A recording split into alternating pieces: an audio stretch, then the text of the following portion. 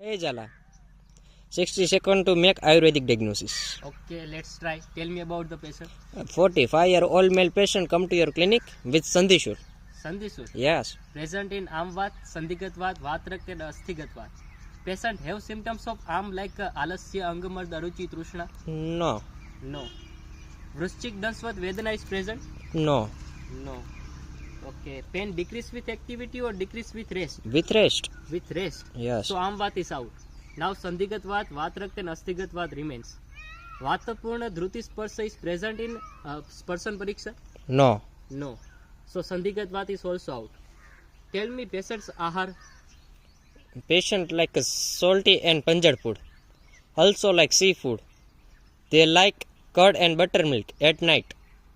So Amla and Katu ahar, Dadhi Takra at night and Ambuj Mas are classical nidan of the Vat Rakta.